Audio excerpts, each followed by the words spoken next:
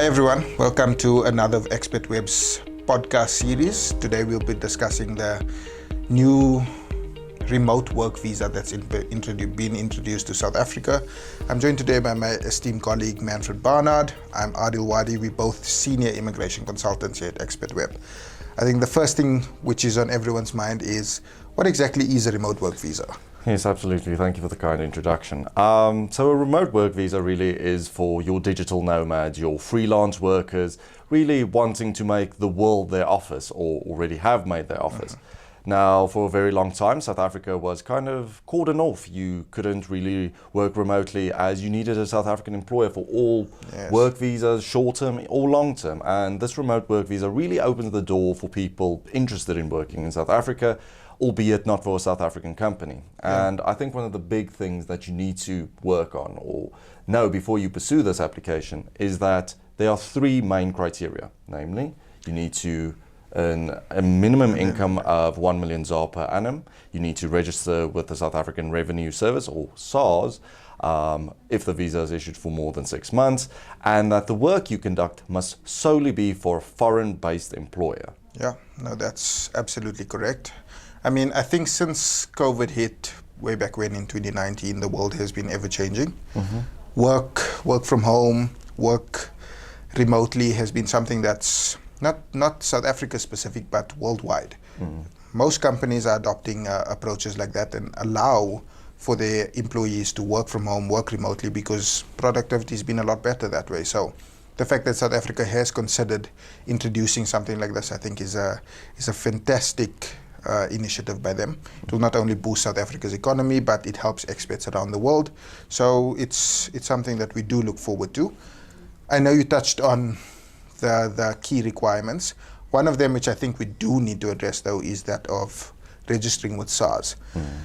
We've found out recently from the minister himself that requirement is still being worked on by the Department of Home Affairs. They are currently engaging with SARS just to see exactly how an assignee would be required to register with SARS if they are planning to stay in South Africa for longer than 6 months.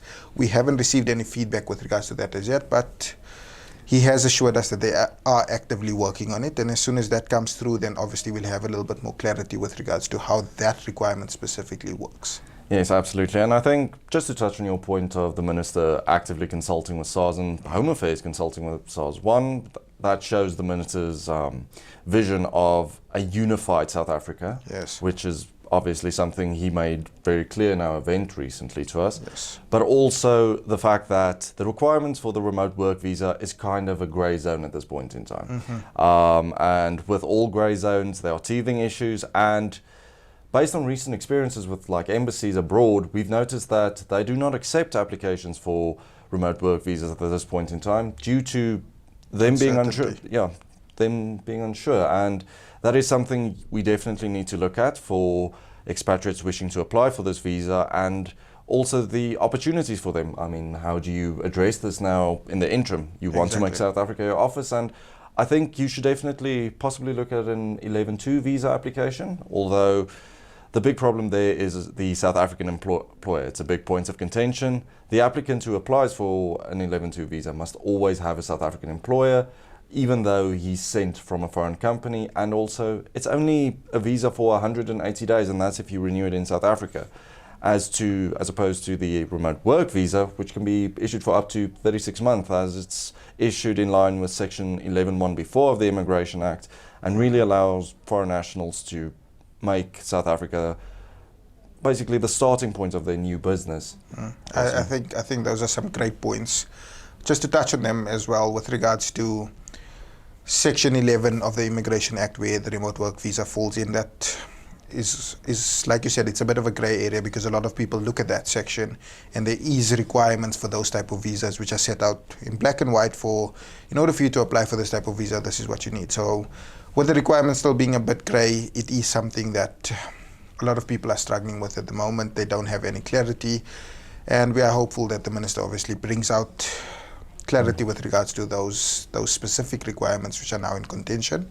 But other than that, I mean, I think it's a very exciting opportunity for a lot of people. A lot of digital nomads out there find South Africa is one of the best places to come to. I mean, Cape Town is now one of the hubs for tourism within the world. So it is something which I think a lot of people are excited for, and hopefully it will, that changes which need to happen will be done soon, and people can start applying for this visa.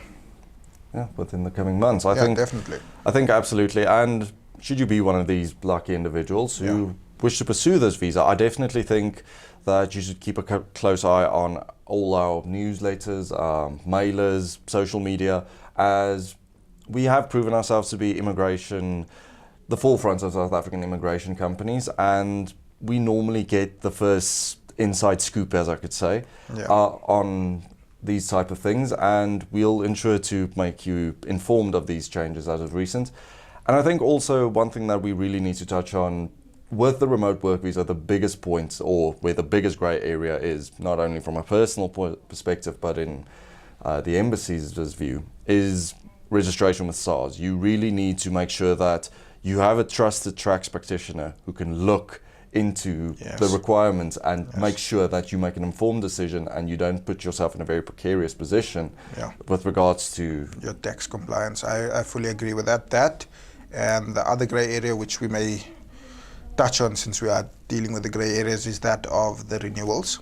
I mean, aside from getting into South Africa the first time, getting your remote work visa issued abroad and then entering South Africa, should you want to renew because it was only issued for a shorter period, for example 6 months or a year, it's something which clarity still has to be provided for with regards to that. We assume that it may be that you apply for the renewal within South Africa like many of our other visas. However, that's something which is still waiting for confirmation from the Department of Home Affairs. But like you said, we always try to keep everyone who, not only our clients, but those who tend to visit our pages, updated with regards to the latest news with immigration. So please stay tuned. We will definitely have another one of these things, I think, once all the clarity has been put out there, and then we'll address it all over again. Yeah, absolutely. And I think in closing, I think we as an immigration firm and all should really commend the Department of Home Affairs for their continued, how can I say, improvement. I mean, they've had a very rough few years, I think we could say, but the remote work visa really shows that they are interested in promoting the economy in South Africa and really attracting foreign investment, because the requirements do make themselves susceptible to individuals who are discerning. And I think definitely you should keep a close tab on our pages, and as myself and Aadil will probably be in the next podcast, and we'll discuss everything there. Thank you. Thank you for joining us.